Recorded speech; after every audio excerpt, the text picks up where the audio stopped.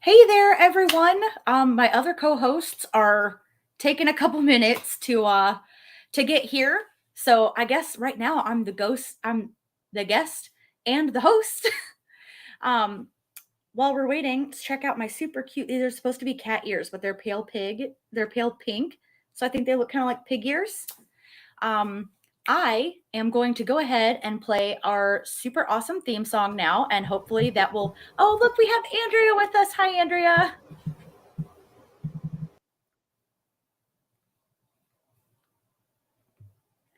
Okay, well, things are just taking a second to get going. So, how about you enjoy our opening credits?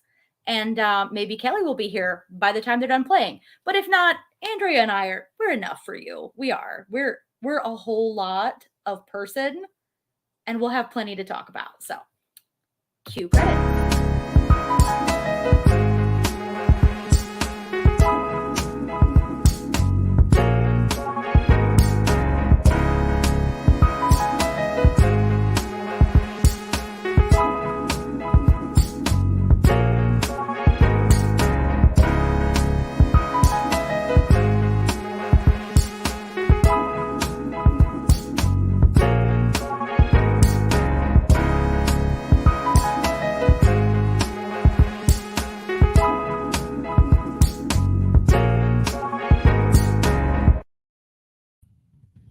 Hey there.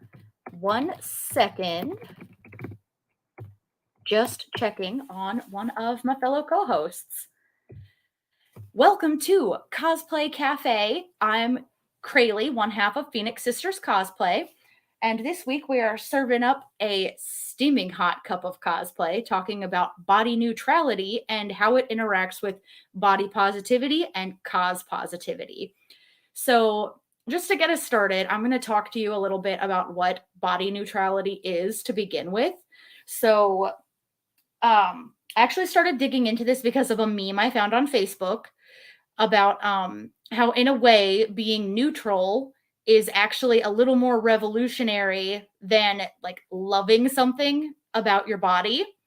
And it's really important. Body neutrality is when there's a part of your body that, you just don't let it affect the way it makes you feel about your overall appearance or yourself as a person overall.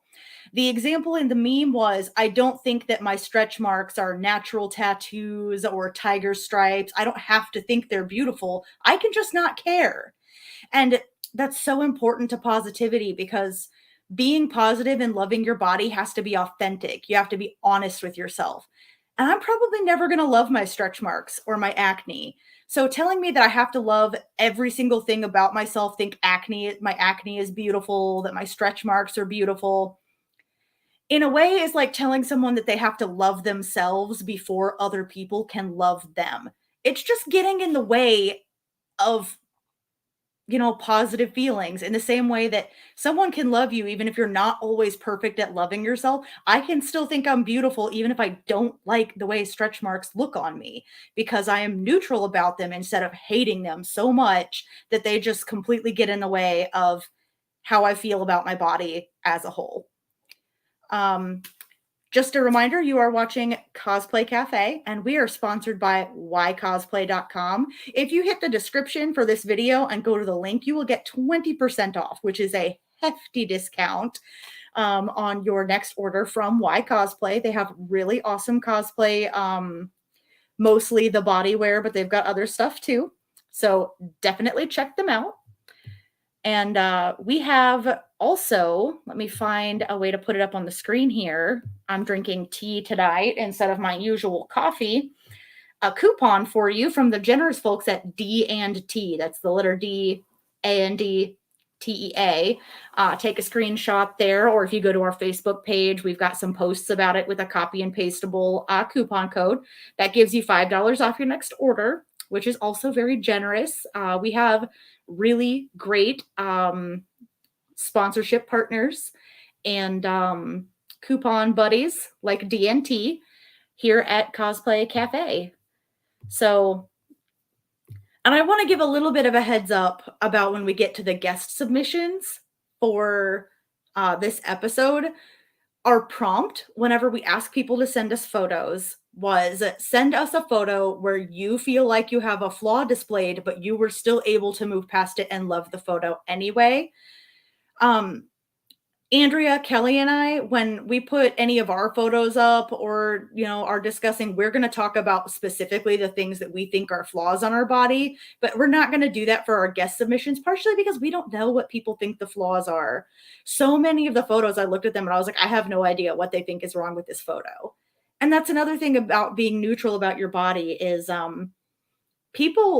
other people are not as harsh on us. We're our own worst critics all the time. It's like if you feel like you look silly working out, doing a certain exercise at the gym, nobody else cares. They're wrapped up in their own workout. So it is what it is. And when we show those guest submissions later in the episode, it's really brave that people sent in submissions where they feel like there are flaws in the photo, but we don't see them as flawed. So that's another big sub point of the topic of body neutrality. And it looks like Kelly just popped up in our green room. I'm gonna double check with her. Oh, and there's Andrea too. Andrea, I was having hear us? Yeah, so Andrea had technical difficulties and Kelly is just a woman of mystery. I have no idea why she was late today. Maybe she's just cultivating mystique. How are you doing, Kelly? Oh, good. Okay, my laptop is working. Yeah, I had a coughing fit on top of a work emergency. Fun times. Yeah, I couldn't get any sound on mine. My earbuds weren't working. Great times. And I'm talking with things in, so it's going to be a little weird, guys. That's okay. That's okay. They're really weird. I've never really worn them. Oh, the things I try for this. Anyway, right. I was listening to what Crayle was saying, and yes, I agree with everything you say about the body neutrality and the positivity. And if somebody would have not told me what they thought the flaw was when they submitted the pictures to me, I would have had no clue. No clue whatsoever. Right. And then I see it, I'm like, well, I still don't see a flaw. Some people, exactly. Some people told me what they thought the flaw was, and I'm looking at it going, okay, you're being harsh on yourself. Like, I don't. Yeah. You're like pinching zoom and okay. Yeah. So, but still, like, when you get down on yourself, the proper response, the thing that's going to make you be positive about yourself is not to be dishonest with yourself. I feel like some people have gotten bad advice, not because the intention were bad, but because they were worded a little poorly about love your body, love yourself in your own skin just the way you are.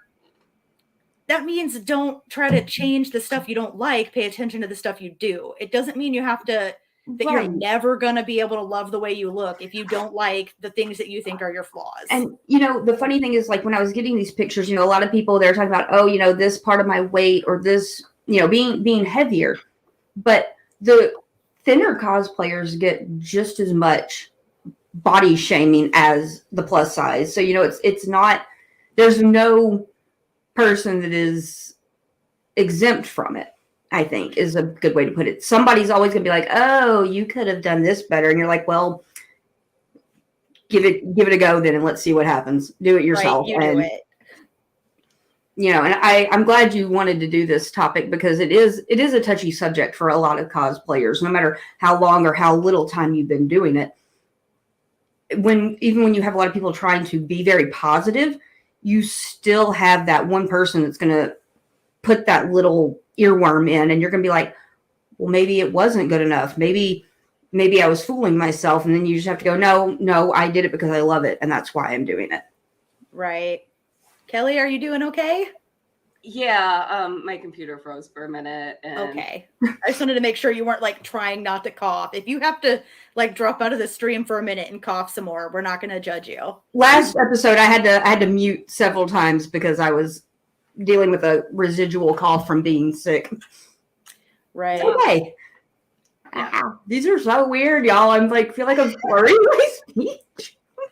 So I want to point out, because as cosplayers, a lot of us cosplay say, comic characters. So comic art is very stylized. So you have to realize that if you're trying to look, quote unquote, ripped from the page, that is not realistic.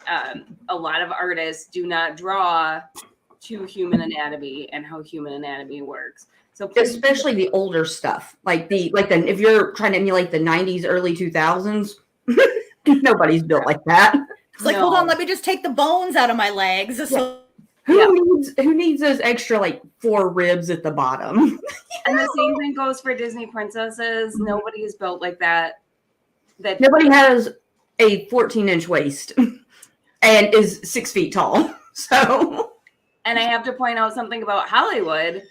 Hollywood actresses, from the time that movies started being a thing, Hollywood actresses were fed all sorts of cocktail of awful drugs to lose weight. Yeah, they were constantly telling them they didn't fit an image, and they wonder why women are so messed up sometimes. And so please keep in mind that, I think nowadays, for the most part, they're not encouraged to do illegal drugs, but they are encouraged to often starve themselves and do starvation diets. And or work out so many hours a day that is completely unrealistic, even for somebody who has the time to spend 6-7 hours in a gym to lose weight or to put on muscle. And it's the same for the men, especially like the men that are playing these superheroes now. They have people that assume so much of what they should look like. And these men are eating very, very strict, restricted diets and living in a gym and packing on muscle. And it doesn't last either. You literally have to keep up that regimen if you want it to last. And in the short term, it's still not great, but in a long term, it is definitely detrimental to your health. And I have known cosplayers who have that toxic mindset of, okay, you have to look like you walked off the page, and they please ignore them, please, because they push starvation diets. There are people I've known that I don't have any respect for them because they'll like sell themselves as fitness experts. Some people know what I'm talking about. I don't even care. I'm throwing shade. And they will sell starvation diets and say, hey, you can look like me. You just got to eat 600 calories a day, not exaggerating, and work out like 4 hours. Not healthy. Every day with no rest. It's not healthy. That is literally a way to kill yourself. That is it is so unsustainable, and you will end up in the hospital. Yeah. And when I reached my heaviest weight, I started wanting to exercise again, but it wasn't because I was like, I need to be thin. I was like, I need to feel healthier again.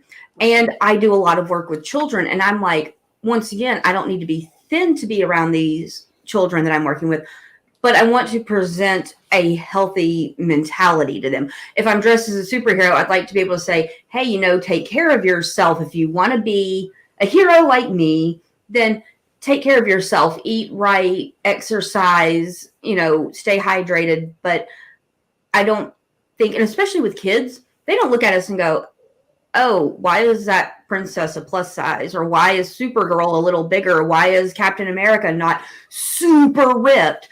They just see the character. They see the costume and they see somebody dressed as a character they love. And they're like, yay, I'm so excited to see this person. Not, you're not it, so go back. It's the adults that do that. It's a learned prejudice, basically, when you think about it. Right.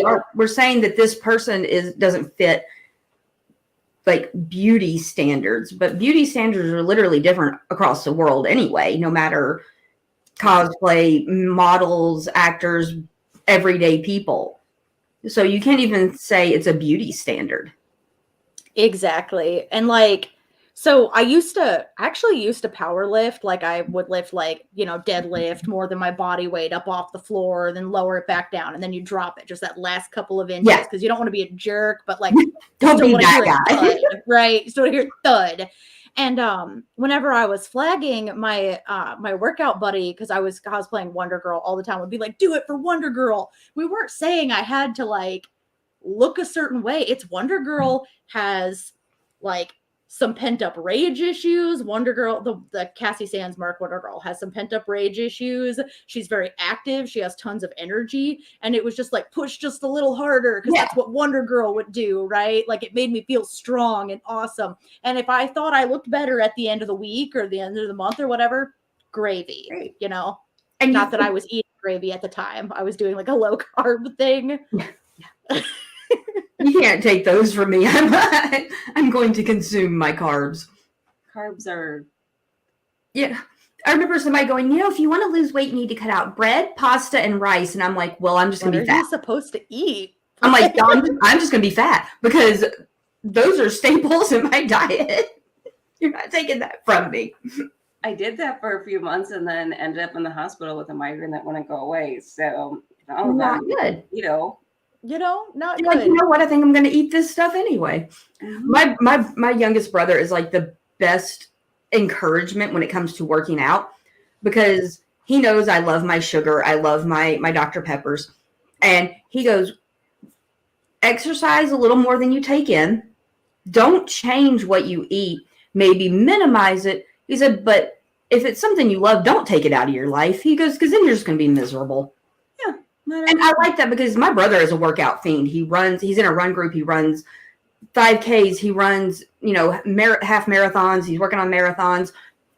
2 to 3 days a week he's running. He's in the gym every day. But he doesn't go, you got to be like me or you're not good. He's like, I encourage you to do it at your pace. And that's where people kind of railroad you. They try to make you do it like them and not like what's good for you. Yeah. And everyone's different. Exactly. And something else that I really want to make sure that we touch on is one of the things about photos, because one of the harshest, like easiest ways to be your own critic is when you look at a photo of yourself. Photos are one frozen moment in time. Okay. Right. When you look at a photo, that shows a lot of what I look like, but that's still not me, partially because it's not moving. Like the world moves. We are literally on a giant rock that is spinning super fast. Like, so it's just, a drawing in a comic, a photograph even. Like you look at that and you're like, this is me. Oh my gosh, this is what I look like. Well, it's not. And one of the ways I learned this, so I did a really intensive like public speaking and like how to get interviewed on the news and for broadcast seminar for like a weekend one time in college. And we did a recording at the very beginning before we got like any of the class. And then we did recordings at the end. And so the person who was teaching it did broadcast news all the time. She was an anchor sometimes. She was like I forget what kind of specialist, but she was on the news all the time. And what she would do is she would just randomly pause her face and have it paused back there whenever she was talking to us in between examples. And she was like, yeah, no, that's really unflattering. Like, you're not going to guarantee that if it stops at some point, like when I froze earlier because my internet went out, I have no idea what my face looked like for a second. It might not have been flattering, but that's not what I look like. And that was her point too, is she was like, I know that I don't look like this all the time. This is an image. And she was like, and I've just had to get used to it. I've had to accept that not every frozen image of me is flattering. And then whenever we went up and did public speaking, after we'd had more chances to kind of get okay with that, mull it over, she'd pause us back behind ourselves while we were trying to give like a speech on a topic, right? And it was so great actually, because it did get me thinking a lot, like, especially, and now I'm a cosplayer and not every photo, I'm not satisfied with all of them, but it's so much easier now to not see one photo and be like, oh my gosh, I'm ugly because I don't like this photo of myself. Right. So we've got great comments from Johnny here. He says, hey. Hi, Johnny. And he commented this a little while ago when we were talking about your size and looking like working out, stuff like that. What do you say to the people who claim that you're excusing unhealthy behavior on the other end of the spectrum? I tell them to mind their own business. size is literally not an indicator of health. It's just Right. not. There are skinny people that are diabetic. There are skinny people that have high cholesterol. There are overweight people who are super healthy. You know, and Right. that thing is so many people now equate thin to healthy, but thin just means thin. You know, you can be thin and look apart, but if you don't if it's not inside, it's just like a personality. If it's not good on the inside, the outside doesn't mean anything really. They don't match up. And if somebody is excusing unhealthy behaviors, no matter what, it's wrong. You know, you shouldn't promote it. You shouldn't take to the internet like all the influencers that do their cleanses and, you know, drink this. No. First off, I like food too much. You're not going to convince me that I just need to drink something to lose weight. And you're losing water weight. It's coming back. It's coming back, y'all. It's going to get you real quick again. Mm-hmm. And then Johnny says, I did eat half a cookie today. I feel a little bit guilty because it's not cheat day yet. Well, Every day is cheat day. The thing about cheat day, if you're still on like a workout and diet, like I've been very serious about in the past, Johnny, and I'm sure you already know this, but I'm going to say it again anyway, is if you're too rigid about which day is the cheat day, you're not listening to your body. Like, yes, you have to be disciplined if you want to stick to a plan and a regimen and meet a goal.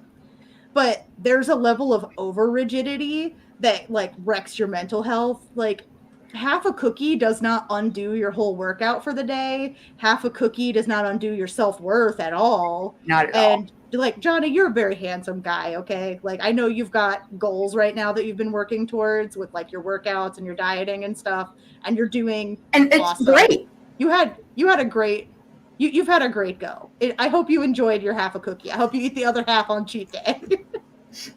But, you know, that's the thing is he's also taking it slow. He's not expecting immediate results. The second he did one sit-up in the gym, he's not like, okay, why am I not thin now? Right. Some people want that instant gratification, and that's what these influencers and things are selling. Mm-hmm. It's instant gratification that doesn't last. And you have to do it carefully, slowly, and regularly to make anything happen. Because if you think 1 hour-long session in the gym should make you lose 10 pounds, then you're very deluded. But also, if you think one cookie is going to make you gain back however much weight you've lost, you probably already burned that off as much as Johnny moves that half a cookie got burned off in 2 seconds. Right. So. Yeah. All right. He says, but it was a really huge cookie. Was it like one of those cookie cakes from the mall? Because if it is, you should save me the other half. Let me have it. I do love those. Anyway, I have some like specific example photos of my flawed photos, and then I put 2 at the end that I think are just like perfect because I don't want to take too much of a hit to my self-esteem, right? But I do want to go through and talk about like ways that I have broken some of these photos that I'm in down into little pieces and then looked at the whole thing and been like, this is still a really good photo. Okay. Hopefully me doing this for you is going to have the same effect that public speaking expert had for me when they kept pausing their face, right? Like I was looking right at her in real life. I knew she didn't look like all the time. Okay. So this was our, if it'll pop up, what are you doing, computer? There we go. This was our title card photo for the week. And so this is my Poison Ivy outfit. And first of all, we spent a ton of time like sort of dressing the set here and putting like my live plants in the floor. That's why there's like leaves everywhere. And then filling every pocket with flowers. And we stuck fake flowers to the wall. Like, first of all, like this photo shoot had a really serious setting. And so that's the first thing I noticed. But then the very second thing I noticed, if I'm looking at this too closely, is, oh no, every time I wear something shaped like a swimsuit or a leotard, I get this horrible like interaction area between my lower stomach and the tops of my legs, areas that I carry a lot of fat on my body. The inner tube effect. right? And I'm like, did I move the ruching right? Are these leggings opaque enough? Like, what's going on? Do I look fat? Like, I wonder that. I'm like, oh my gosh, do I look fat? Well, I back up here now and I'm like, okay, I've got like a curvature to my body. This is still a really great photo. I've got like the smug poison ivy smile. I've got leaves in my hair. The setting was still amazing. It all goes together. It's a very bombshell picture. I love this one of you. Thank you. Thank you very much. And see, I love that. I also love when, in my like photos, if I look at it and then my friends look at it, again, we get that effect of they're like, I wouldn't have noticed those things. So my next one is one of my Ravager photos here. So first of all, in general, I think I looked very good in my Ravager costume. I looked at this photo and I really wanted to include it in the photo set online because you have to do the Captain Morgan pose when you do a pirate character. But again, that area where like my waist and my legs and everything comes together, I was like, oh no, I'm just like circling that in this pose. But like, it's such a jaunty pose. I like laid my one of my two sabers over the top of it and everything. And so again, I had to get over it. I mean, I feel like even my knee, I'm like, oh my gosh, my knee is chunky. No, it's not. Like, gravity exists and all my weight was on one leg. So those are the sort of things I talked myself through. So, and if I wouldn't have half the photos that I want to have to tell a story out of a photo shoot, if every time I didn't like 1 or 3 or 5 things about my body, if I just like cut that photo out. So this was one of those examples. I was like, I can't do a pirate shoot and not do a Captain Morgan pose. Of course not. Right? So then here I was cheerleader version of Sabrina from the Chilling Adventures of Sabrina and her Baxter High uniform and everything. And this one, like, I'm so proud of myself for how happy I was with the way I looked, because playing a teenager in role play when you're almost 30, I was like, I think 28 in this photo. Like, if you have too high of expectations for like, oh my gosh, what's it called when you like recreate something perfectly? Whatever. If you're expecting perfection, like a perfect off the screen representation, yeah, you're just asking to hurt your own feelings when you try to cosplay a teenager, right? And the thing for this one here is I was like, oh no, my arms are so fat. When I was in high school, I had no fat on my arms. Well, I'm not in high school anymore.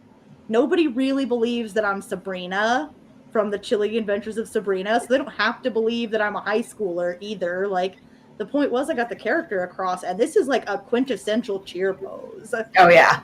So I had to include it. Picture from this set too. Right. And see, that happens sometimes too. Sometimes I'm like, this isn't a good picture, and someone else is like, oh, this is one of my favorites. Oh yeah.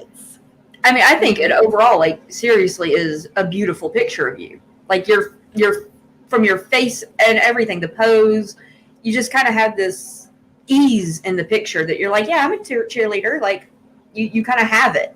Right? I'm so proud of myself for that, because I didn't feel that way. I was hot. The outfit, like the sweater underneath was really tight. And like, I liked the poses I was coming up with a lot. My husband looked up senior photos for cheerleaders on my phone, because he was like, I don't want that in my search history. That's kind of weird. Right? But he was trying to help me like get comfortable with the poses and stuff, because I was like, I was never a cheerleader. Right. Like, I don't know what I'm doing. And yeah, no, this ended up being Kelly's favorite. This is a lot of people's favorites when I posted it. So I'm really glad I didn't let the fact that I didn't like that my arms looked round through a sleeve deter me. Oh yeah. And then this next one is the last one where I'm going to pick apart my whole body or whatever. But okay. So this is from my Cowgirl Harley Quinn that I did. I actually do have 2 videos also where I'm going to talk about things that were like uncomfortable but still told the story really well. But so for this one, it is really difficult to pull off. I don't know if you can see my finger quotes around the photo. Like, there we go. To like pull off. There we go. Hold on. Okay. All right. There we go. We got it. So we're just dorks. Sorry. Right. So any sort of like halfway reclined or anything where you can't hold your body super rigid, that really shows off a lot of areas that people think are flaw hotspots, right? So like, I've got maybe leg fat squished or hanging down or whatever, and being halfway reclined, like your stomach rolls a little bit. Like even if you're really skinny, if you lean back halfway, your stomach's going to roll in a little bit, and then having your head partially back, like there was no way for me to do this where I could fully suck everything into those like posing strategies. And I was like, I don't know if I'm going to be able to keep this photo or not. But this is such a great like cowgirl troublemaker pose. Like, yeah, I'm just in the truck with my gun, roll of trash bags, not, I'm just relaxing in my truck. And a lot of poses that look like well posed, that are flattering, they're not very relaxed because you're not very relaxed. They are so uncomfortable because you're trying to hold like your body in positions that are so hard to hold. Sometimes you're like literally fighting gravity. Like that's what, unless you're literally just standing up straight, you're going to get little rolls here and there no matter what.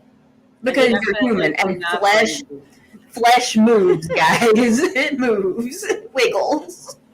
Exactly. And like, again, I'm really glad I got over it. And I was like, yeah, this is not typically like the most flattering. I still redid it a couple of times, guys. I'm like not saying that you're like not mature and body positive if you can't just like slump into whatever position ever and then be happy with the way you look on camera. Okay.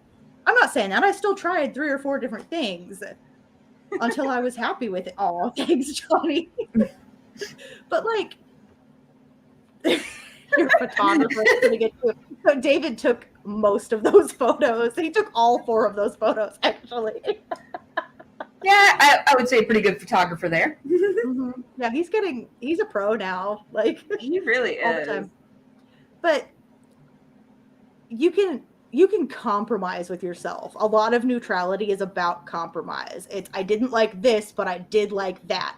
Focus on the thing I do like. Try to not feel anything at all about that other find thing. the silver lining. Mm-hmm. Because even the most beautiful fit people in the world have something they don't like. Everybody has that little voice in the back of their head. Even if it's not very loud, every now and then it comes out, no matter who you are. Exactly. So I'm going to tell you all why. Oh. Tell us, Kelly. There's a reason why we all have that voice. It's because our society is built on making us unhappy with ourselves, because unhappy people spend money. Mm-hmm. That's true. And so, unhappy people also spend more time on the computer looking for like a dopamine hit, which is why sometimes if you're on social media and it just seems like everything is bad news, like algorithms sometimes prioritize unhappy content because they want you to keep scrolling looking for that little like dopamine hit you're gonna get when you see something bright and shiny the next minute. Like, it's true. But the way I kind of think about it is so I have a couple things with body neutrality. The most rebellious thing you can do against this crappy thing about society is not body positivity. It is being neutral in your body, saying, I'm checking out of this. I am not engaging. And it's not that simple. I'm not going to say it's simple. It is really hard. I really struggle with this. It is an everyday thing. On my good days, I achieve it. On my good days for cosplay, my body is just a canvas that I apply paint on, and those are good days. Yeah. I haven't had a lot of those lately because people keep asking me if I'm pregnant. And the thing I am most insecure about is my bulging stomach, my food baby. And multiple people in the last few weeks have assumed, strangers have assumed I was pregnant. Yeah. Never fun. No. It is not a good feeling. No. Unless you are pregnant and you're like, yay, yes. But But at the same time, you've also gotten carded a bunch this week by people who legitimately thought that you were too young to buy things That you were helped buying. me. That perked me up a lot. Like literally, I got carded buying spray paint, y'all. Yep. You have to be 18, and they were like, I don't know, you look pretty 17 to me. Like, I have no idea. I don't get it. Like, right. You know, also, Johnny, we cannot read your unhappy people comment online because we will get hit with the spam bots. Oh, yeah, that happens. Sorry. But we're paying attention to you, Johnny. But we can't remember, no matter what you look like, you are somebody else's reason to fantasize, which, you know what? My friend Carl calls me Hot Bob Ross. All my costumes. My Bob Ross costume. Exactly. That does make me feel better. Yeah, So thank you, it Carl. always helps to have those little cheerleaders in your corner, your friends, your family that will, even though they're like, yeah, you might feel your flaws, you might have them, but they're like, but I see this good about you, this thing that's beautiful. And like you said, for me, cosplay, my body is the canvas. I make my costumes most of the time. My art in cosplay is the construction of my costumes. I'm just throwing them on myself. And I've gone through the roller coaster because when I started cosplaying, I was a size 2-4, and now I'm a 14. I mean, that's 20 years of change, and I've had to learn that, I'm not that 19-year-old that I started as, and my body has changed. And yes, part of it, I did let it happen, some of it, because I went from being the young person who didn't have to exercise to going, maybe I should get off my butt and do that. But at the same time, your hormones change and this changes. And, I've been through a lot of ups and downs with depression and things that have happened that even when you're taking care of yourself, it can still affect you. Yeah, And, for sure. So I've had to learn. There's pictures that when I was smaller, I went back and I used to think, oh my God, I put on so much weight. And when I look at them now, I'm like, I really hadn't.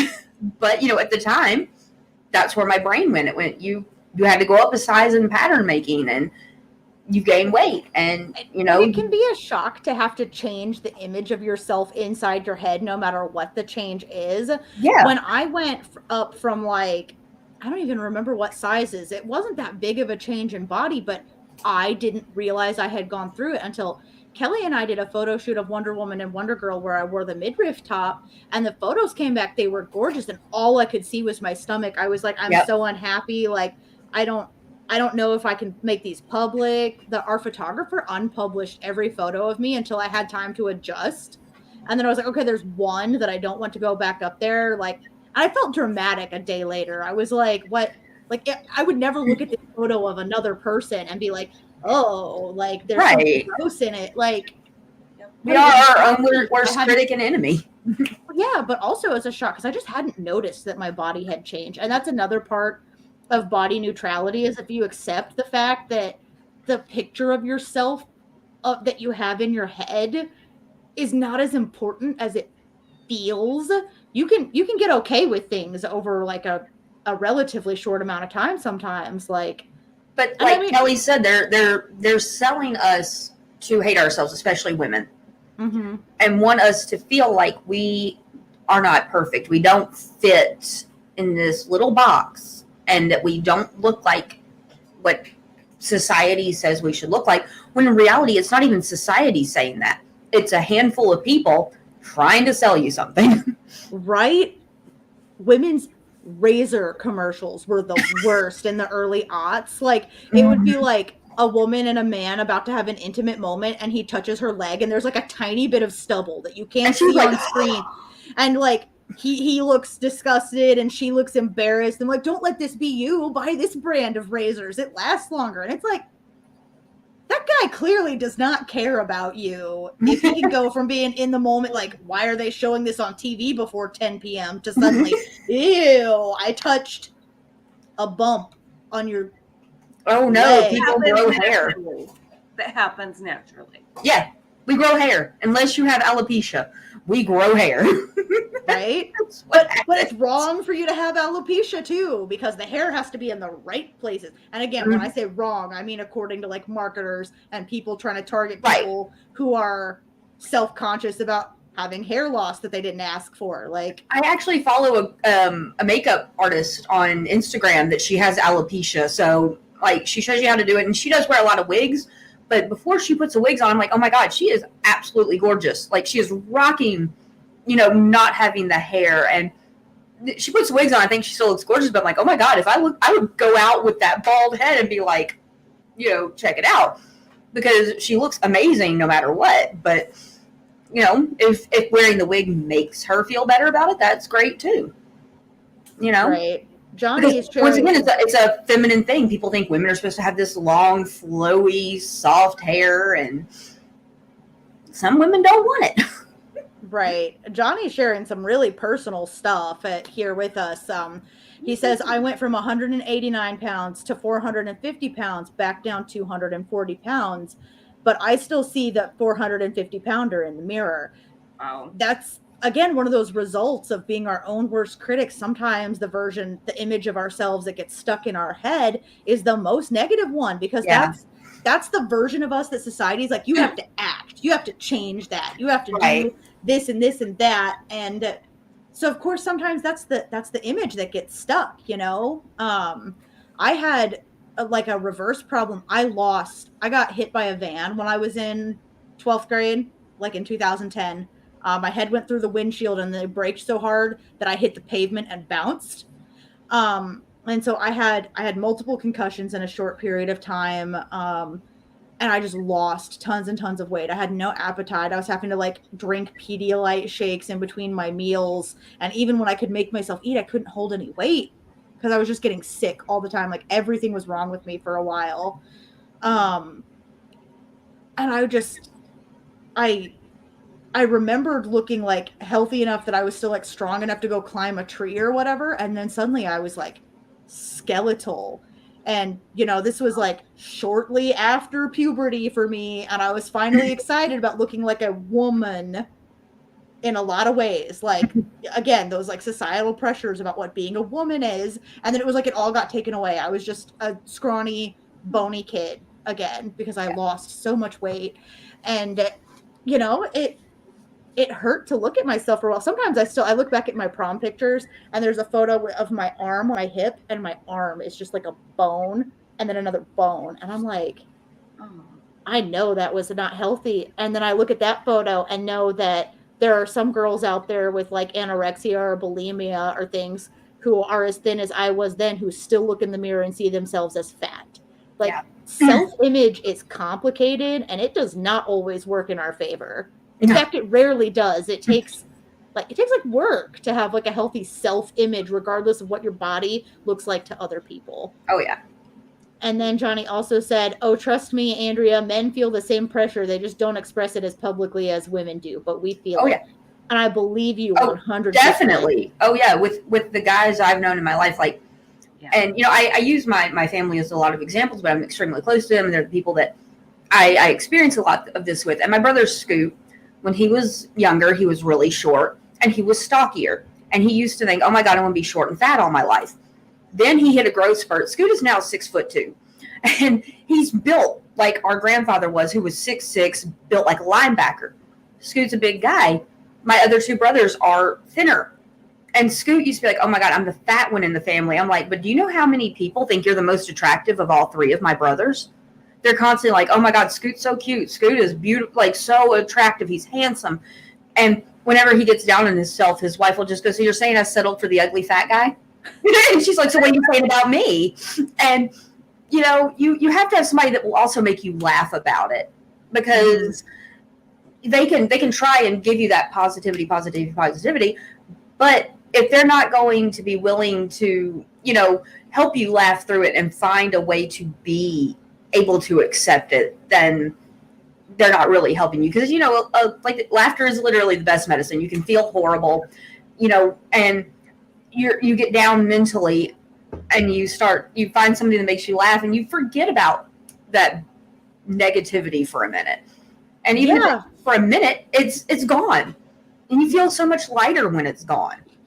Yeah. And like a sort of side note that I have here is like with some of the extra pressure that a lot of men feel to not talk about their feelings or talk about like flaws or whatever, or admit weakness, like sometimes when a man like does what Johnny does and they tell you something they were unhappy about in their body or something about their self-image, like sometimes that's a really high mark of trust or a really high mark of bravery on their part. I'm not saying that it's not brave for women to talk about things that bother them, right? But sometimes men are actively punished for talking about their feelings in like almost every corner of their life. It's the toxic masculinity. Men are not supposed to share their feelings. They're not supposed to be emotional.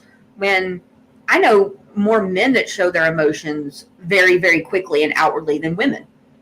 Right. Because also, women have had to learn to keep a lot of that bottled up because then we're told we're too emotional or we're getting too aggressive and we can't win. Right. It almost kind of goes hand in hand with like body neutrality when you talk about your self-image, having like emotional image neutrality. Like you feel the feelings you feel. You can be proud of yourself for how you handle it. You can focus on the positive, or you can just spiral and continue guilting yourself for something.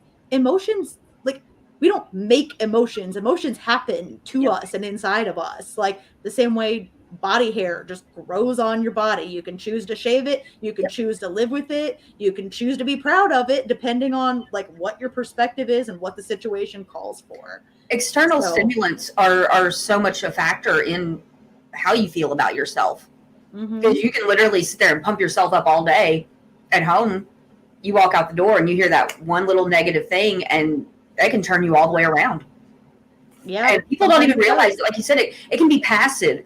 It can be like they're not even saying like, oh, you've gotten fat. They're like, oh, you put on a little weight. And you're like, oh God. And my friends actually didn't mean it that way when I was younger. When I was really skinny, I was so skinny. My dad actually thought I had an eating disorder when I was younger because I was just active and had a high metabolism. And one of my friends, when I finally put on some weight, she's like, "Oh, you finally put on weight. And you finally got boobs." And I'm like, "Thanks a lot." I wasn't, completely self-conscious about being the skinny little rail in the 90s when all the women were super curvy and voluptuous.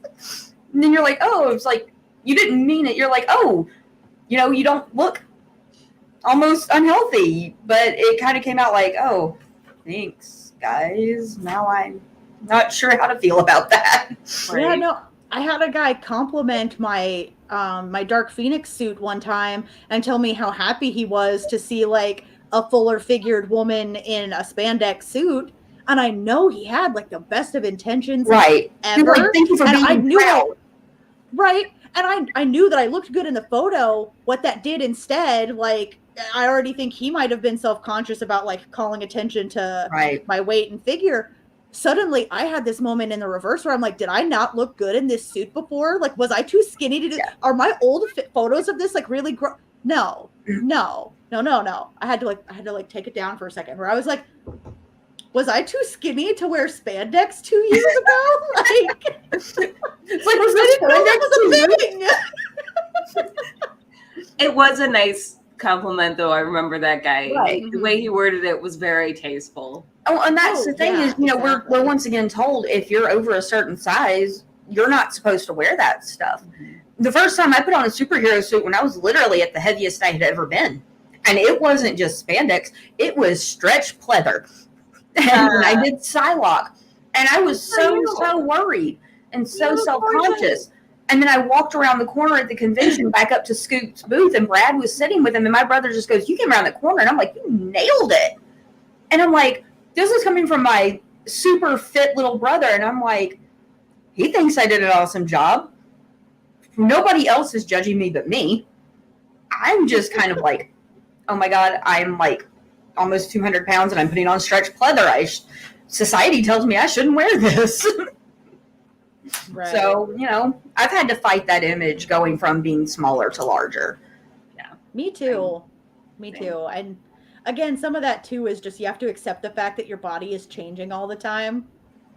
Oh, in yeah. the same way that we're moving all the time, like I was talking about. You're not just frozen. Like, your body doesn't freeze in one look either. No. And that's a fact of life. Sometimes if you just accept something as a fact, you don't have to feel a lot of feelings about it all the time. You don't have to be happy about it all the time. Sometimes you can just be like, I don't have the energy to think about that. That's why you're literally talking about neutrality. Neutrality. It's a beautiful thing.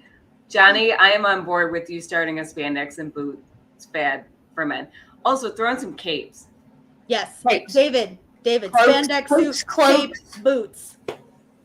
Emma had it wrong about capes. She was right about a lot of things, but she's wrong about the capes. Capes Oh my make you gosh, feel when you're majestic. cosplaying and like a breeze picks up your cape a little bit, that's the best feeling ever. You feel powerful They're when cool. the cape is flowing.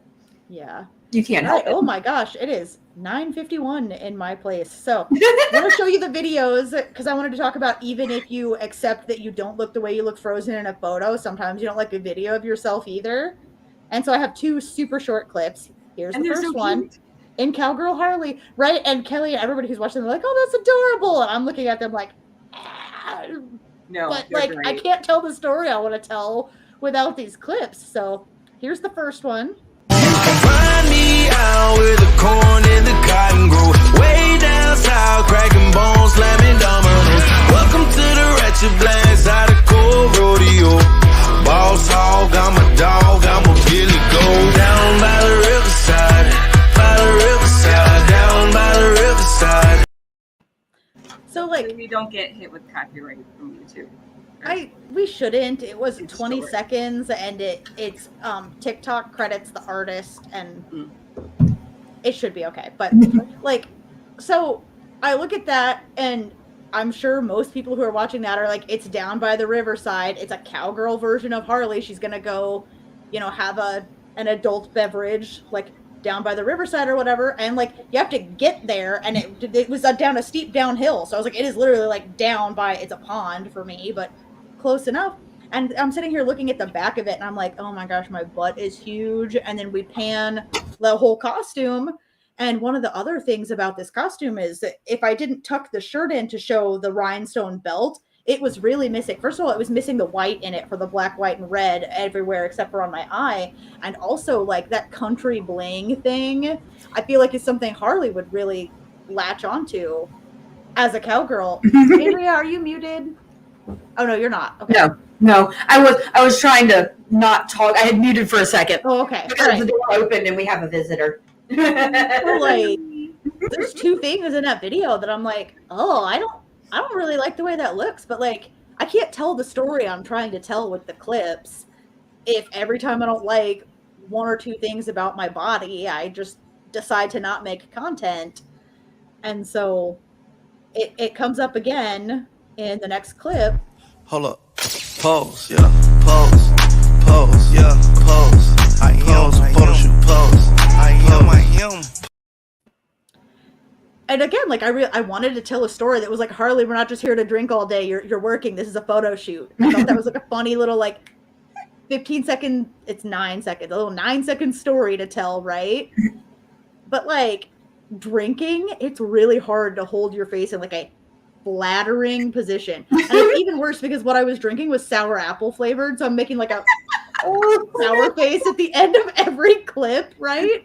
And like, but I wasn't gonna drink something I hate for a photo shoot, and I wasn't willing to sacrifice that part of the story. Like, Harley Quinn is sloppy, and if she was a cowgirl, she would be doing the fun sloppy stuff, like, so of course she's gonna drink a little bit. And I was like, I'm not going to sacrifice telling that part of the story just because this motion or whatever is not flattering. Right. So I really want to get to our guest submissions, and also my two like on the guest submissions that I'm happy. Oh wait, we gotta check comments first. Aww. Thomas says, thanks for this episode. Body positivity in my costumes is especially hard because I don't fit most of my costumes anymore. I know that feeling. I got 20 years worth of costumes I don't fit in. Honey, I need to make you some new costumes. We just need to talk about what you want. And yeah, I'm sorry, babe. And that hits so many of us. The first time that Kelly, our friend Ruby, and I were doing a photo shoot where I was Harley Quinn. I didn't fit in the Harley Quinn pants that I had anymore, and I cried. Like, but I know that feeling. Kelly and Ruby were there. They were like so like I got over it so fast because they were there. And Ruby was like, just put on some black leggings. It'll be fine. Like the rest of the costume fits. Like it's gonna be okay. And they were adorable photos. Right. Well, so it's like that Victorian gown that I had on my dress form during my episode. When I was putting that on to go to a ball at a convention, and the vest, the jacket didn't fit. It would not close. And I am like over there having a freak out because I already had the Victorian corset laced as tight as it would go. And then here comes one of my sisters-in-law swooping in with a black corset I had made her. She goes, wear this with it. You've got the gloves. The skirt still fits. Here you go. But I'm over there like losing my mind because this costume that I absolutely love did not fit anymore. But I had somebody going, I got your back. Right. And Thomas, that just goes with that whole thing about like our bodies change as we grow. It happens a lot as we age, which we talked about in our ageism in cosplay episode a while back. Like age is a thing that happens to us. Like you can try to enjoy as much of it as you can. You can try to feel neutral about it, tying into this. Like, you know, it's Kelly has talked a lot about turning 40, how like some people act like, oh my gosh, you're like an old woman at that point. And Kelly's like, I don't feel that way. 40 is the age that I am. That's the number of years that I've been alive. I'm glad to be 40. It means I made it. I'm 6 months from there. I'm sorry if I misparaphrased you, Kelly, but no, that's basically it. Like my dad always says, getting older is better than the alternative. Right. And then Johnny says he just fell in love with me. What do you mean? Like the videos. I thought he probably was already, but okay. I mean, I would hope you would have already been in love with Crayle because Crayle is freaking amazing. It's because I managed the blog. It's because I managed the blog. Actually, nobody wanted to take that on. Y'all, I'm the back of the cereal box blog manager. It's a lot of work. Like in TV shows and stuff, he's fluffy, and he says, "Be fluffy." Be fluffy. Yes. Yeah, he got in the room, and he's now ready to be on the show. Right. So then why is he so far away? I know. He was watching the screen for a minute. He heard y'all's voices, and he's like, "You miss your friends?" Look, we have matching ears this week. I do love your ears. I'm about to kick his little butt back out. All right, we should do our catwalk before we do guest submission. You're right. I'm going to go first because it's my episode. It's my party and I'll dance if I want to. All right. I cannot sing without coughing, so you always have to too get sexy me. for my cosplay. I'm too sexy for my cosplay. Yes, I love your Supergirl. I love how shiny it is. All right, I did not hear anything y'all just said. I said you all are gonna have to sing for me. With I'll get up. I did Laura Croft. I did the Angelina Jolie version. I love that one. Oh yeah, Kelly is too sexy for her cosplay. Way too sexy for her cosplay. I'm falling in love with Kelly all over again. Those shorts, girl. Oh my gosh. I'll hop up real quick. Hold on, I have to move the chair. Sexy for her cosplay. Too sexy for her cosplay. So my cat just took my chair. The cat just took the chair from me. Of course. That's amazing. The cat's such a jerk. Right. Cats are jerks. This costume is like a fan favorite, and I'm uncomfortable all the time. Like today, I was like, how is the leotard part too tight and the skirt falling off? Come on, body, get it together. Like, what are you doing? But like this one, especially kids, especially since the explosion of DC superhero girls, little girls run up to me and they are so excited that Supergirl is here. So like, again, it's like, I get called Supergirl when I'm Captain Marvel sometimes, and I just roll with it. Right. Like, kids are going to be excited. Adults, I'm like, you know better. When it's a kid, you're anything they call you. Johnny says Crayle is just awesome. You guys are like, This is why I was less scared to do this episode. Like, oh, here, let me highlight a bunch of my flaws. It's like, I knew you guys were all going to be building me up as I talked about it. Like, because we love you. That's literally what this show's about. Right? Viewers, if you don't have someone in your life who does that for you, please, like, add us on social media. Send us your photos. Like, we will geek out. We will geek out. We love, like, guest submissions are one of our favorite times. Andrea tells us in, like, our little group chat for the show all the time how, like, honored she is that people are sending guest submissions in and sharing it. Like, how much she loves that. I feel like there's so many people that get overlooked for the big names or the sexy costumes, and it's somebody just enjoying putting on a costume. So we spotlight them to show them to people that might never otherwise see them, and I like doing that. Right? Me too. It's like one of our favorite things. So please send us pictures. Send us all the pictures. And we got a good deal of people. I think we had like 11 or so this week for this, and it was a hard topic. Like I said, the prompt was send in a photo that there's something on your body that you don't like. Like, yeah, tell us like you didn't feel like this was your best, but you loved it anyway. And people can interpret that in so many ways. And I'm glad we got people, and we didn't get as you know, as much like we were saying, a lot of times it's about people that are plus size that have that issue. We got people of different sizes submitting, and I love that. Me too. Oh, DL, thank you so much. DL says you guys are absolutely amazing women, cosplayers, and friends. And so is DL. Oh my gosh, we love you too, DL. With her little black heart that she puts at the end there. Yes. Because, you know, DL's so black-hearted. Oh, yeah, totally. Oh. Oh my gosh. So I have my 2 photos really quick that were like my guest photos to highlight my cosplay. Again, since I highlighted a bunch of flaws, I added 2 photos that I think look perfect, you know. Because, you know, you got to remind yourself that sometimes you're killing it. This is one of my favorite photos of you that I have seen. I love this Emma Frost picture. Me too. And this wasn't even the pose that I wanted to do. My cape was falling off, and I went to adjust it, and David was like, pause, like, freeze, do it, my husband. Accidents are the best way to get good pictures.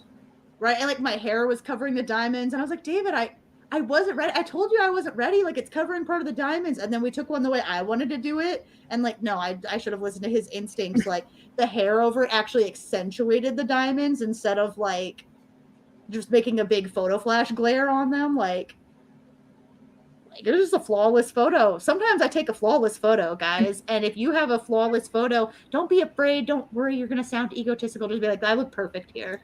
Okay, like, we criticize ourselves enough. And then this is my Mara Jade. And I freaking love my face in this. I feel like I nailed the pose. I love the way this wig looks and feels on me, like the color. And, like, you know, I like guns in real life. So the whole blaster thing, I felt so confident. I was like, yeah, like. And, you know, making faces and pictures can be so difficult because you're trying to hold this, like, I'm kind of a badass face, but you feel so weird. And sometimes a photographer, you're like, are you please going to take this picture? Because I cannot hold this much longer. Well, again, like, we aren't still in real life ever. Like, we blink, our cheeks move, our tongue moves inside our mouth. Pause any movie, you will see the most beautiful people in the world looking goofy as hell. Just say it. Yep. And my hubby Thomas took that Mara Jade picture. He killed the Star Wars. So you two just have guys that are amazing photographers with your amazing cosplay. So right, they literally had to photographers can really work with you on things that you don't like about your body too. Like in that one, get those angles. In that one, my pants was made of 2 different materials, and sometimes there was like an angle I would get at where it looked like there was like a lump on the side of my leg. And when I pointed it out to him in the preview photos, he was like, "Okay, try this." And like. I love my body in every photo that we ended up being like our final photos, because, you know, he did a great job being like, oh, okay, here's how we like negate that thing that you don't like. Like, also, he took so many photos. Like, if I hadn't found one to love, it would have been in my head, not the photos, because that many, like, accidentally, we would have been able to love some of them.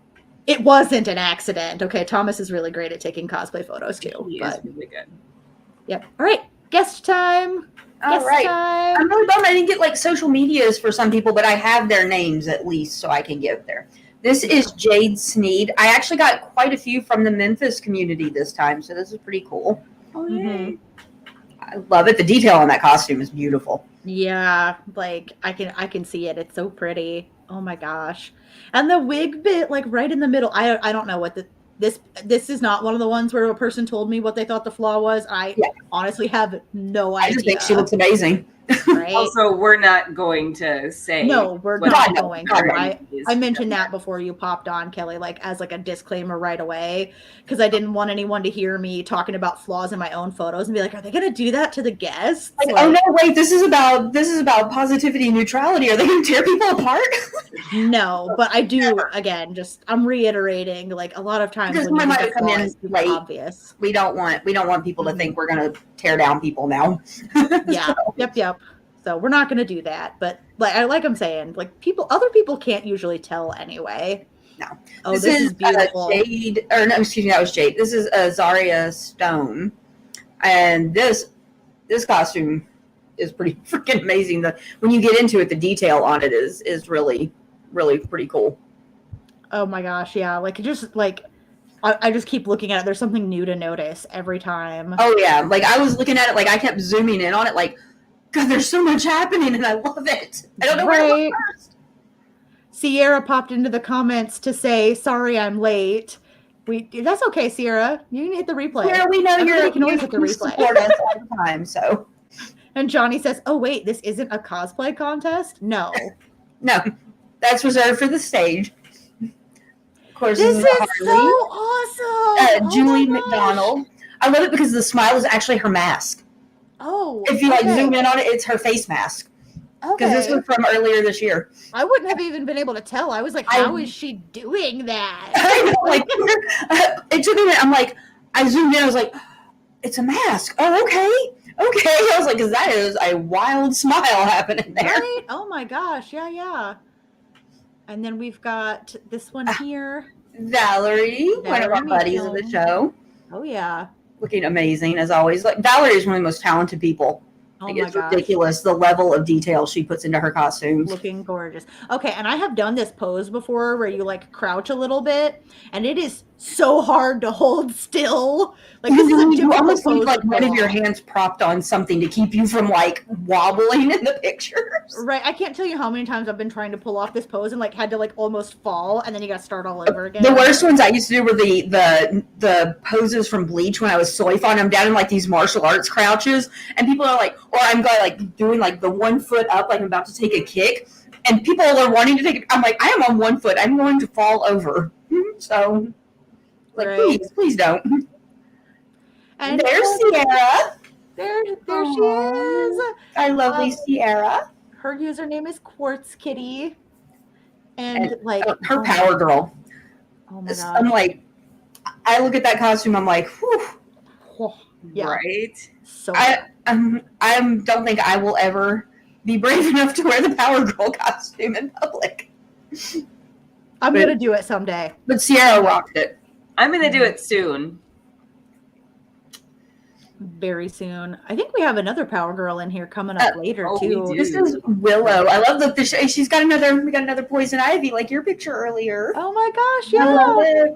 She looks so good. Wow, like just and that red hair, those red I hair. know.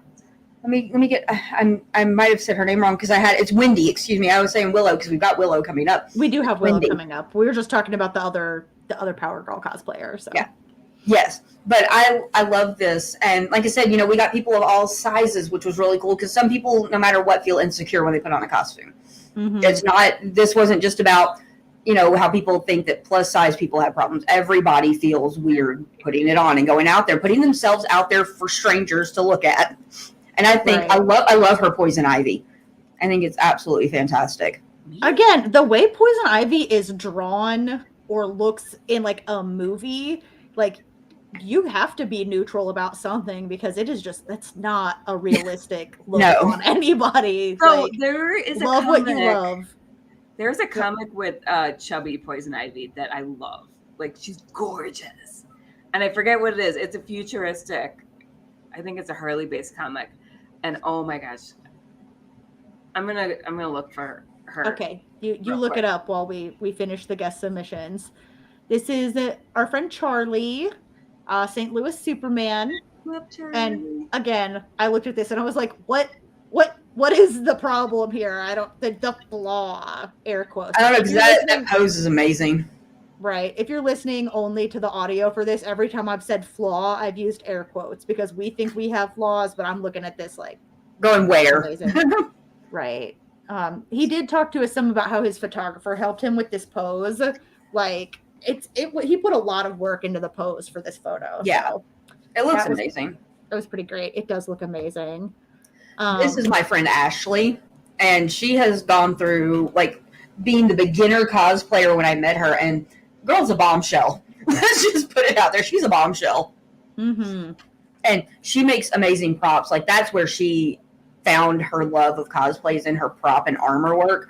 And every time I see her in something, it is just absolutely amazing. Yes, that is amazing. Okay, here's Willow. So There's this is Willow. There's Keller. another power girl. You recognize Willow if you watch any of the other Cereal Box Network shows. Like, I'm pretty sure she's on Cryptid Crunch, and like she has Willow's Pillow Talk through a different network. Check out Willow. She's talented in many ways, but also, yeah, she sent me the photos, and I was like, what flaws? Like what?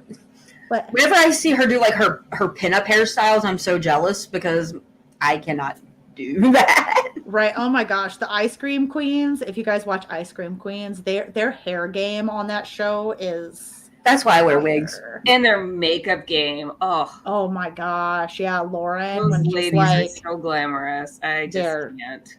glam queens. Just not And even this is one, again, I'm not going to say what it is, but the person who sent this to us, this is Cheyenne Hollowell. Oh, See that's Hollowell nice. 20 on Instagram. And she told me what she thought the flaw was. And I'm like, where? No, I don't see it. Like, I know she looks amazing. We have one we Right. skipped that was back up at the a little higher. Oh, and the Cheyenne prompted one of our friends saying that she looks like Karen, Jillian. oh from- yeah. Good with- compliment. And suggesting Okay. that she Sorry, cosplays. folks. These the little thumbnails are really Yeah, it was the one small. between the Harley and Valerie. I There's can one always in click if I between need. Harley and Valerie. Yeah, it was there. Oh, it keeps skipping you. Here he goes. I got it. Okay, you put it up. Yeah. There it goes. Oh, I This is cannot my see friend that on my Jennifer. screen at all. Weird because it is on mine. Right? Well, I'm glad it is. And this looks so great. Again, I'm just like, what? And look, she won an award for it. Right? So awesome. Like, right? Like, a Lolita Inuyasha. It's so cute. yeah, no, sometimes no amount of like outside validation makes you feel like your flaws are not flaws, which is I why will it's so be important. honest, I have so many trophies from winning cosplay contests, and there are days that I'm like, are they humoring me?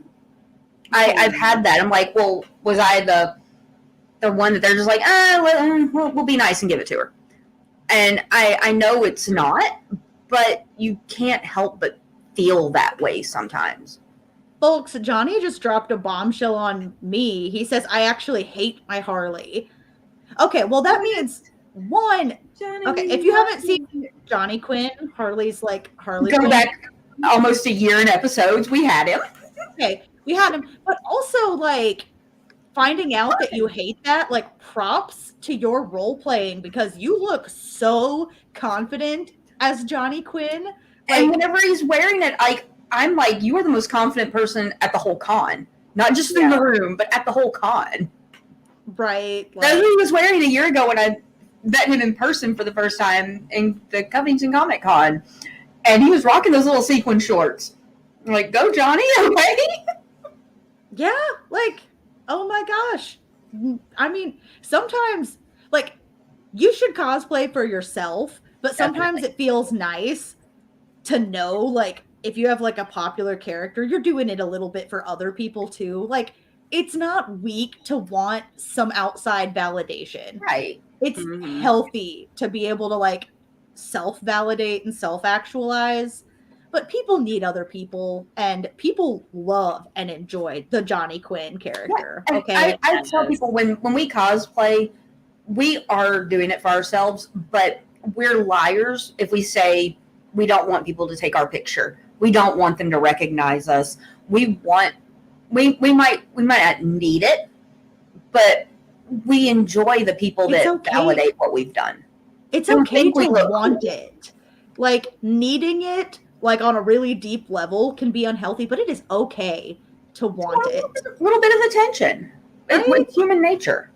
Like I say all the time, and this is like a whole other topic that we don't have enough time to get into, but Kelly and I end up in conversations where I say all the time, I'm like, why? And my husband also, I'm like, why is it a bad thing to want attention? Oh, she just wants attention. Okay, well, we need attention. Without it, we literally die.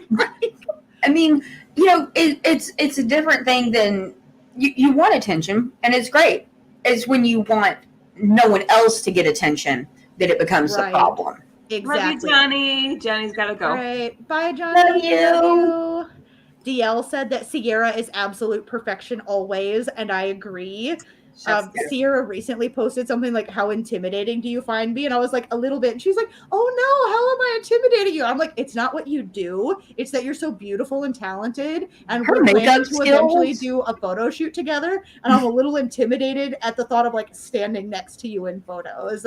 And of course she was wonderful. She was just like, no, you're also beautiful and talented. Always. Like, but that's the thing. Like, I've done a lot. I've known Sierra for several years now, and whenever I take pictures with her, I'm like, she looks so flawless. Like, her makeup, I'm over here sweating. Like, I just ran a marathon, and she is just like perfect. Like she just put it on, and I'm like, I might have a little bit of a girl crush on you at least. Okay, but Andrea, I was scared to send a Facebook friend request. Me too, for so long. Talented. Why would she want to be friends with me? I was like, there's no way she's going to want to be friends with me just because I also do like a Phoenix suit. Like, look, you were already friends of Robin's, and I'm like, if Robin loves these people, then I'm pretty sure I probably will too. But I mean, yeah, we get the now that you know me, you realize I'm just this big dork. in a good way. Like, I would be lying if I said you weren't a dork, but I'm it's a the best way. dork with high anxiety and introvertedness. Okay, but I love you more for all that. So, you know. I am having way too much fun playing with these fangs. They're really weird, but Sarah says, "Stop, guys." Nope. No. Too late, honey. You're just, we love you, and that's the way it is. Aww, Sarah says, "You are all so pretty, and I'm intimidated by you." Well, apparently it's a mutual intimidation. We gotta adjust our mindsets. Just mutual admiration society instead of mutual intimidation society. There we go. Like, so here's a story about imposter syndrome that we all have that. So I've shared this on my Facebook. So Neil Gaiman, we all know him, we all love him. He went to a party and he bonded with a guy who also was named Neil, and the guy is like, he's like, yeah, I feel like out of place at this party. I feel like I don't belong here because there's all these amazing people at this party. And Neil Gaiman turns to this guy or looks at this guy. He's like, you were the first man on the moon. He's like, I just went where I was. And Neil Armstrong says, I just went where I was told. I hear he was always so humble. mm-hmm. But the man literally walked on the moon. Right. But this is what we need to take away from this. Oh, sorry. Also, Neil Gaiman was also experiencing imposter syndrome. Neil freaking Gaiman. Right. Like one of the most prolific, well-known writers in the last probably 200 years. Well-known, beloved, talented. Mm-hmm. But I hear he is always the kind that boosts people up too. So what we need to take away from this is that you're Neil Gaiman or Neil Armstrong to someone. Right. DL said earlier, we don't do cosplay to hide. I'm pretty sure that was when I was talking about how it's okay to want attention and want other people to like your costume. Yeah. Like, it's very true. There's just that line between need and want. Don't let people shame you for wanting a little love. Shame you, right? Or again, like whenever things are feeling positive, feel the positive. I'm like, this is a flawless Emma Frost photo. It's perfect. I don't, there's nothing wrong with it. I look perfect. Like, sometimes you have to tell yourself that, because like one of my favorite sayings ever came from RuPaul, and she said, if you can't love yourself, how the hell are you going to love someone else? And I heard that when I was in like middle school or something, and that has stuck with me for the last 25 plus years, because it makes a lot of sense. If you can't care about yourself, how are you going to give anybody else any kind of love and attention? Well, Even if you don't, like, you're not just so in love with yourself, but if you don't value yourself, you have to value yourself in some way. Yeah. Well, and a lot of it comes down to you need to have a perspective that you're a person like everybody else is a person in both directions. Like, you need to forgive yourself as much as you would forgive another person. You need to expect people to accommodate you as much as you would accommodate another person. Like, literally no stakes whatsoever. I felt like leather seats burned my skin for like years. And at some point, somebody who was well-meaning, they looked at my skin and saw that I didn't have like any sort of rash. It wasn't on fire. And they were like, it's not burning your skin. And I was like, oh no, I'm dramatic now. Yeah. And so at home by myself, I had a leather couch when Kelly and I met. We had that leather couch for years. Oh my gosh. And I could have fixed it by sitting on a blanket even. And I would be sitting at home all by myself. No one there to make me feel any kind of way. And I would sit on it because I would be like, no, I don't want to be dramatic. I don't want to be this. I don't want to be that. Yeah.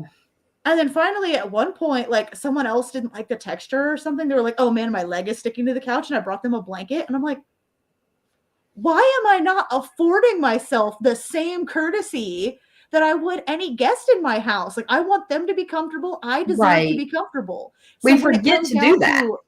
Right? So when it comes down to the way you think you look, I look at something and I'm like, my stomach is disgusting. I'm like, I don't look at another person. I honestly don't look at another person and be like, their stomach is disgusting. Like, so even if I can't think that like a little bit of like stomach pooch right here on me is beautiful, like, it's not gross. You cannot hate it. It's just a thing. It's just a thing. It's there. Like, right. And you know, the thing is, even the thinnest people, like we talked about, depending on the way you move or how you sit, it's still there. So, I didn't finish fully painting myself. Ryan asked what I'm dressed as tonight. Draculara from Monster High. That's why I have the fangs, and I just did not feel like painting all of myself pink tonight. That's okay. You've got rosy cheeks. That's I've got the rosy cheeks. I've got the little heart and the fangs, even though she's a vegan vampire, which is kind of adorable. Right. And hi, Ryan. Ryan also says Supergirl into house. Woo, just read Crisis on Infinite Earths. Folks, if you go to Goodreads, I don't know if you can search by reviewer or not, but Ryan posts such helpful reviews on goodreads.com. Right. He posts some good comics. And he also said cat alert. And I know we're like pretty far over time, but people have still been participating and a lot of people were late. So this is a topic that can't really be contained to just an hour. And we're fine with people wanting to continue to discuss it. Because it gets shoved behind the popularity contest that is cosplay a lot. Right. You know, well, that's like Johnny saying earlier when we said we weren't going to highlight people's flaws in photos, even if we could tell what they were, which mostly we can't. Like, and he was like, oh, this isn't a cosplay contest. Like, not everything is competitive, you know? The only time it's a cosplay contest is when you have signed up for a cosplay contest. And I tell people, you still, yes, you're getting judged as somebody who has both competed and judged. You're getting judged, you're judging, but we're still not judging you. Right. We're judging the costume. They're looking at the presentation. Because, I mean, I've seen plenty of people that don't fit the cosplayer, you know, the air quotes, cosplay girl look or something, win contests because they made an amazing costume. And that's what it boils down to.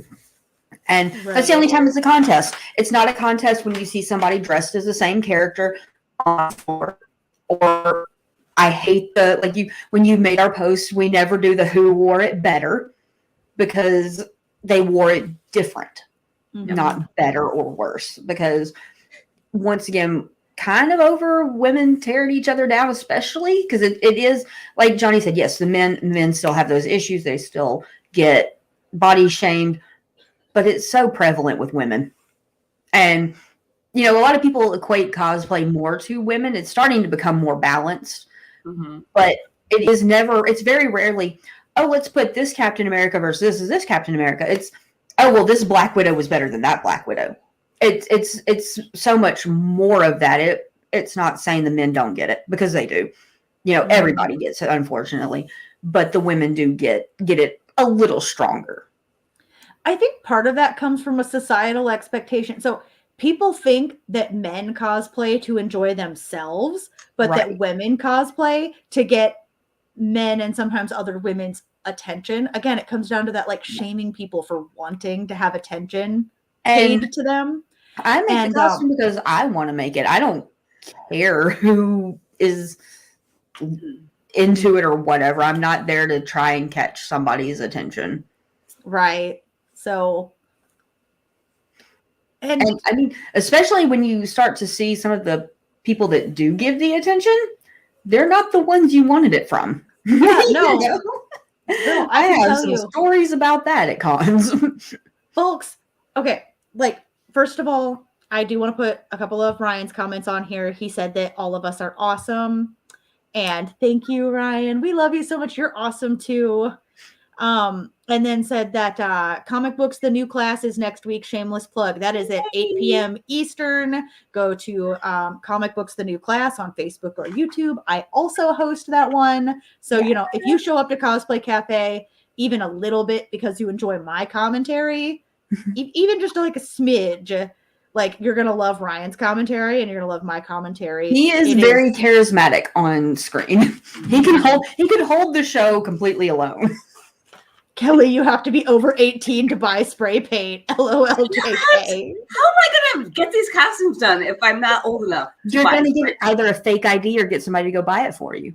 Right. But I also want to talk about sometimes getting attention that you don't want. So I wore really cute, a bunch of D&D themed jewelry a day that I had changed out of my costume for the day to Fan Expo Chicago a couple of weeks ago. Kelly's laughing because she already knows the story.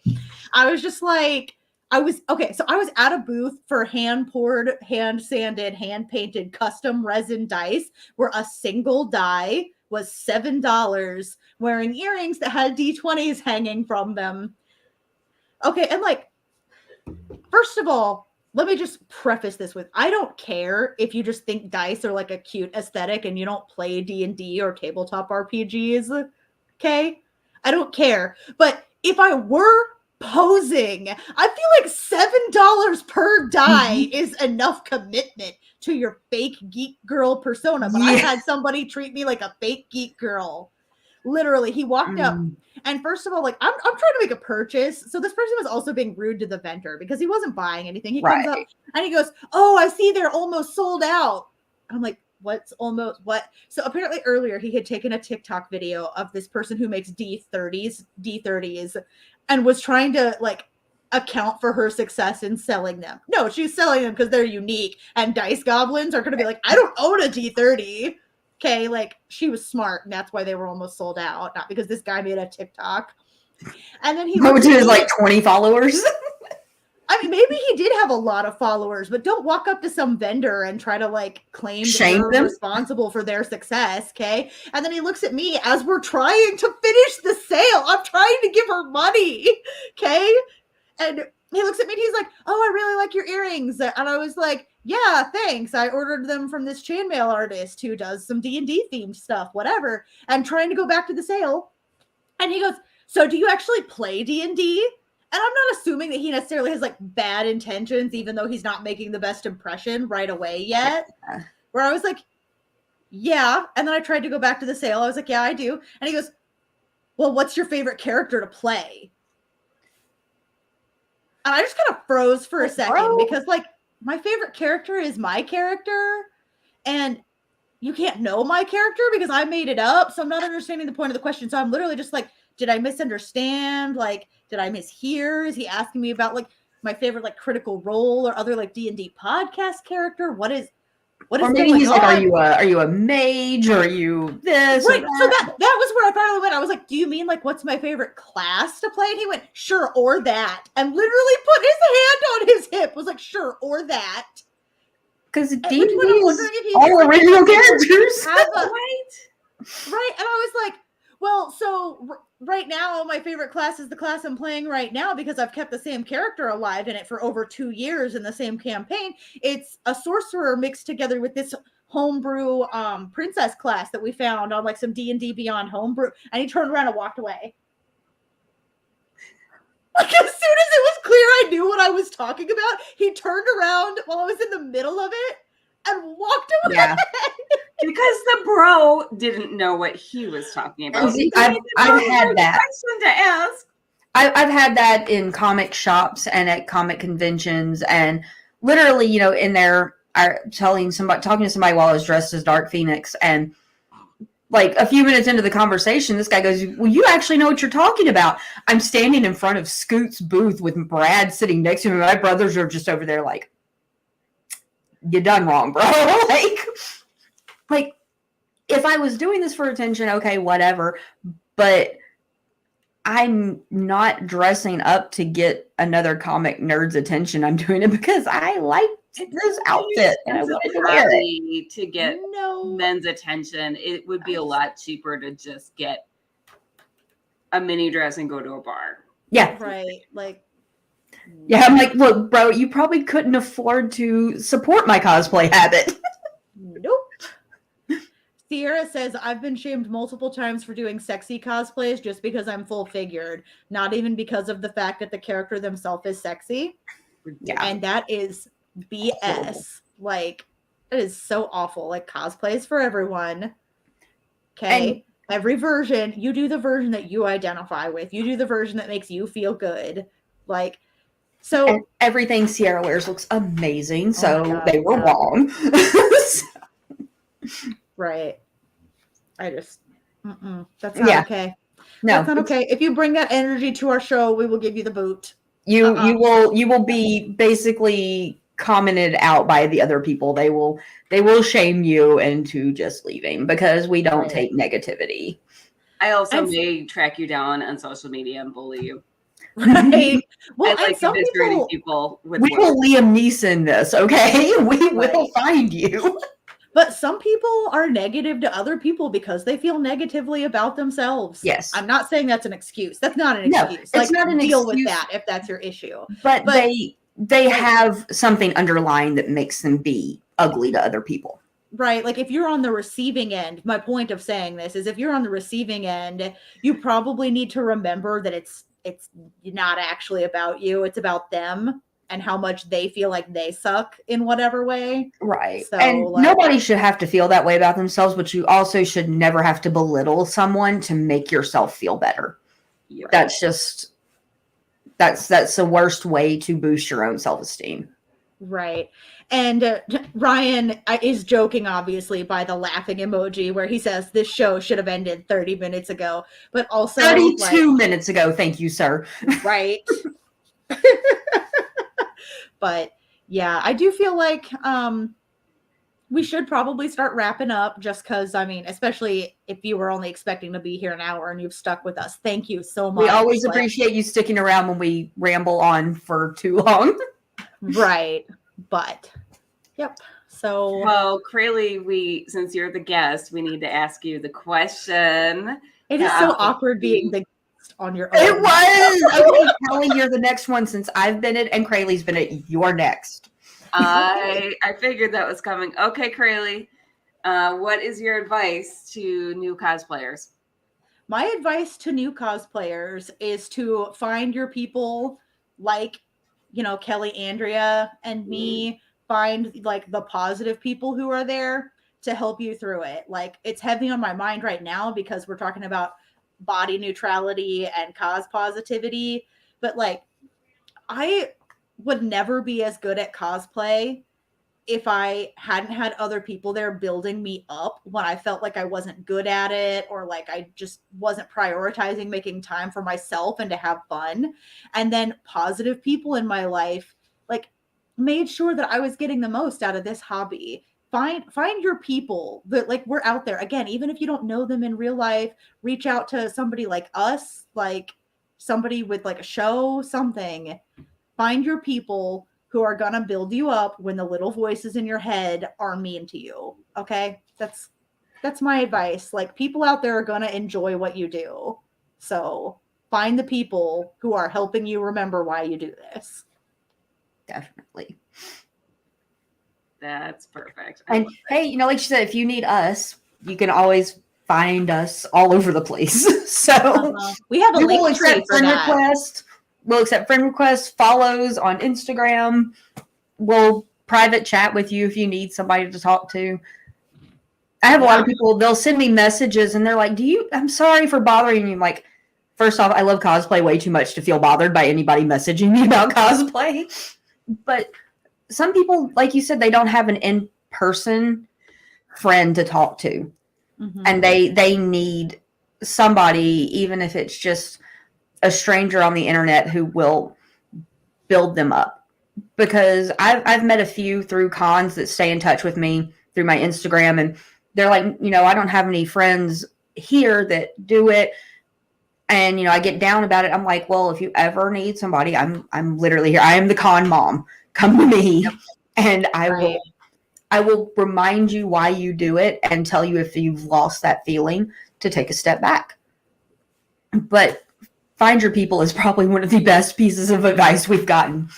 I agree with that one so much. Well, that's really flattering because we've had some really amazing advice on this show. But I mean, if you don't have a support system, no matter how much you love it, you might quit.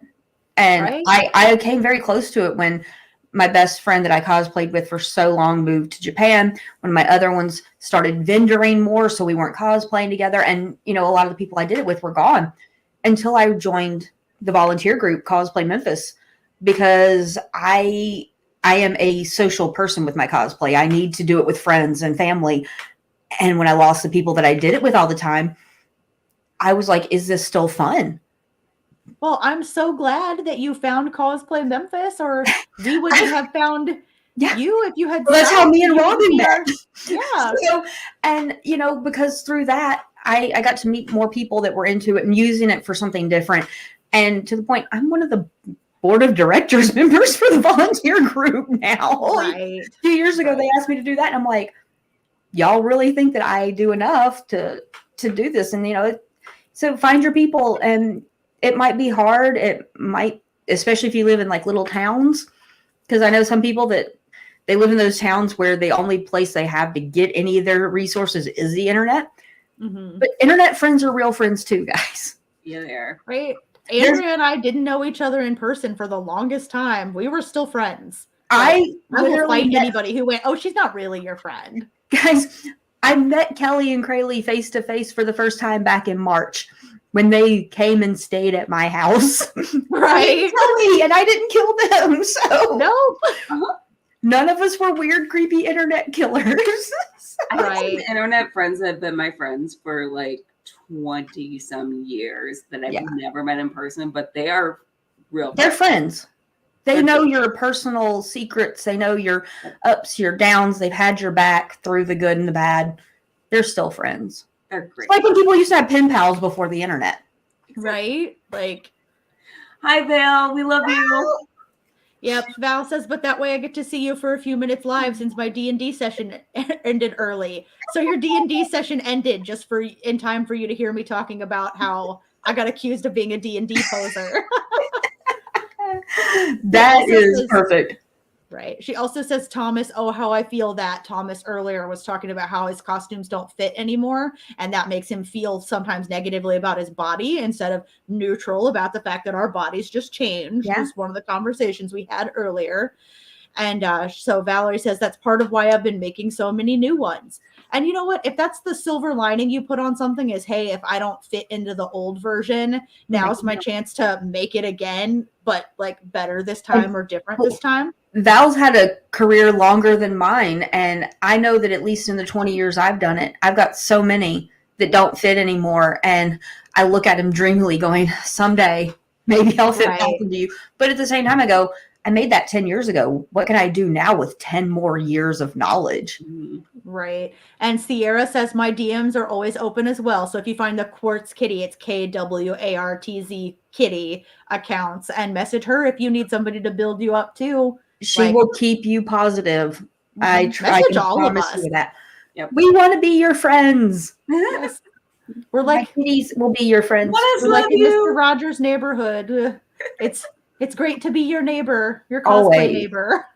This is the Mr. Rogers, Bob Ross, Sesame Street world. We all just want to love each other and be friends. Reading Rainbow. Reading Rainbow, because we all do love to read too. So, Oh yeah. All right. we Well, we I have an had it up offer on in the group. screen. Can we segue that one? If you like to read, If you like to read, I have a suggestion for you. I have the two where to find suggestions us- for you. Right. So where to find us section. We've had it up on the screen for a little bit there. That's our link tree. Like we share all of our our personal stuff for all three of us and our joint stuff for Cosplay Cafe there. So one of the things you'll also find there is Kelly's book, and she just came out with the sequel. So I don't know. Is the video updated, Kelly? The video is updated. Okay, Before you so- roll it, make sure you also check out the link for whycosplay.com in the show notes. Exactly. That link gets you 20% off. That's a hefty discount, folks. Like, When it comes to cosplay, anywhere you can save, do it. right. And they have some so- good stuff there. They They do. I've do, thought about yeah. getting a few things. Mhm. I haven't yet, but Right. I'm still trying to burn through like supplies that I bought forever ago to like actually make the stuff because I've been so busy. But anyway, we love you all so much. And we're going to roll Kelly's book trailer for Scorcher. And then I Iris took me when I was a kid. I thought they were teaching me to control my powers. But now I know that they've been training me to be their weapon. The time has come to take my life back.